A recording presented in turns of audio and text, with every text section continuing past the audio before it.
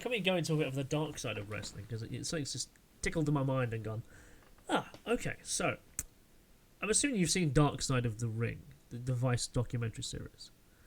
Yes, I haven't seen all of them, There's but a I bit. have seen them. New Jack traumatized me. He should be in jail. Oh, for what he did to the mass transit. But that wasn't perhaps the one I was thinking of. Actually, because I was, you know how. One So you, guy. what I'm thinking about. So you know how different areas of the world generally have a form of wrestling. So where you look at, say, Mexico going towards the make it have the lucha style. Japan has the King's Road and so on. And then, like, say, in Greece and in Rome, you have Greco-Roman wrestling.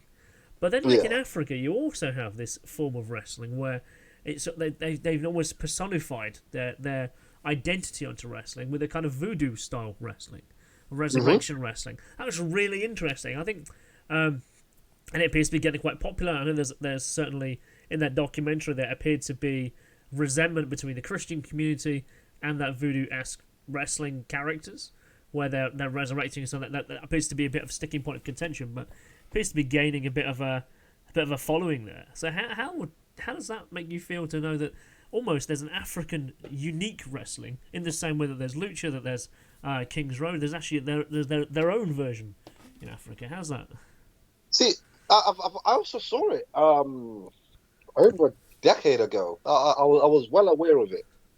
The the problem in Africa is that folklore is still very much taken seriously, regardless of how scientifically advanced we get in the world. Things to do with folklore are still very much taken seriously to a point where certain things are law. Like you can get arrested. There's still certain parts where if you're suspected of things like witchcraft, you can still be arrested, and they'll treat your whole shit like it's the Salem witch trials all over again in the modern day. So um, a lot of mythology is still taken very seriously and it's still very real. Are they quite a superstitious people? Is that their traditions that are coming through, or is that a fear? I You've think also got to be very careful about certain things that you want to introduce. okay, Um, and we just know that based on how the world reacts. How people that strongly believe in their religion in this country or in the first world countries react. You're not always going to get a very good reaction. So, if I were to, I don't know, bang on a scream mask. I've got this old school scream mask where it comes with like a little pump and it bleeds. okay, yeah. For One Halloween a of few those. years ago, yeah. Yeah. I can't take that shit to my grandmother. She will throw up a fit. It's satanic. It's a straight up no. Even though she'll be very well appreciating what I am and that it's a different era altogether.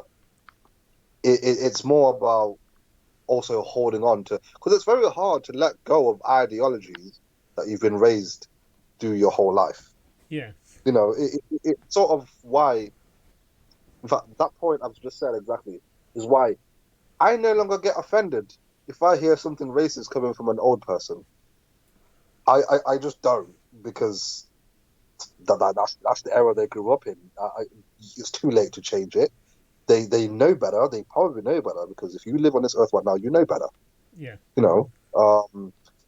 But even if you know better, you still choose to stick with that ideology. yeah. I get that. So there is a.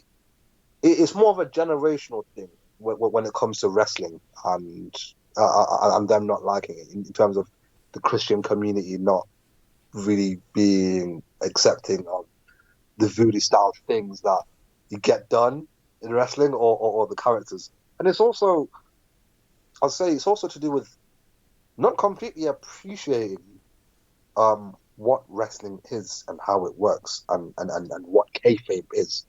Because I still have to explain to my own family members the idea of kayfabe and how it works. Because they will come to a show, they'll see me getting the 7 shits beat out of me, but yet coming out on top. And then, I'll come back home and they're like, were you in any pain? I'm like, oh yeah, I was in pain. Everything that you saw there, the impact, is real. So why did they say it's fake? I'm like, it's not fake. So determined outcome. It's we're working together, but don't get me wrong, a lot of it hurts. It's pretty hard. It's not hard, but it's not easy to explain the concept of wrestling for a person that's just never got it, because they're like, but why on earth would you let a person? What? That was a chair. He hit you with a chair. I saw it. Like, yes, mate. I specifically trained for the behalf of 2 years to be able to be thrown. Because even my doctor was like, "Hey, it's like being in a controlled car crash, Yeah. essentially." No.